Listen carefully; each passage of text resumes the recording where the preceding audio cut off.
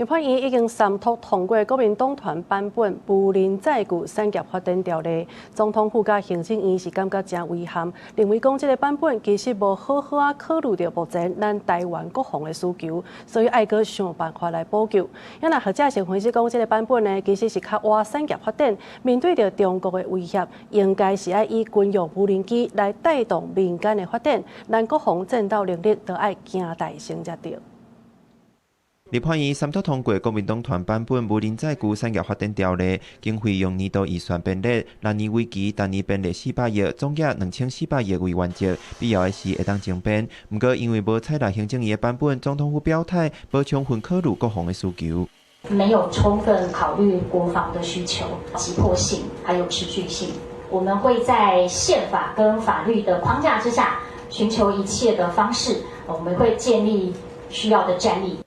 行政院也認為，無反映建軍的趕緊的需求，會審慎評估執行。若條文明定條例主管機關是經濟部，牽涉國防軍用採購事項，就由國防部主管。國防部是回應，希望在野尊重專業。國防部長郭立雄嘛表態，一年400億無法度編做有效的戰力。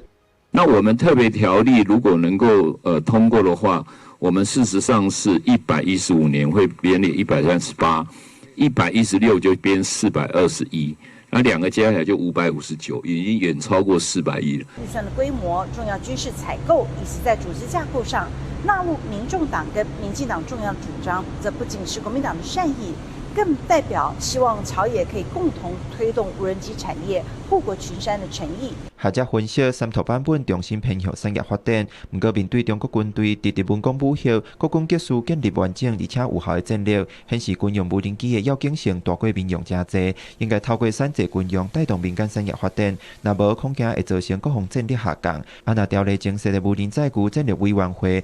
的記錄若是公開，恐驚有涉密的疑慮。因為有2027、有2028這樣的時間點，而且中共這個很急於迫切的想要用武力來逼迫台灣接受他的條件，所以我們現在國防跟軍事上面所需要的這個無人機是非常迫切的。無人機條例三讀版本不是行政院版，行政院敢會閣吳副署，立法院長韓國瑜日前在散會進前批評行政院將吳副署武器化，讓行政對立法負責服役制度失效，感覺憂心遺憾。不過行政院回應，副署權是憲法賦予行政院守護憲政特殊的盾牌。記者綜合報道。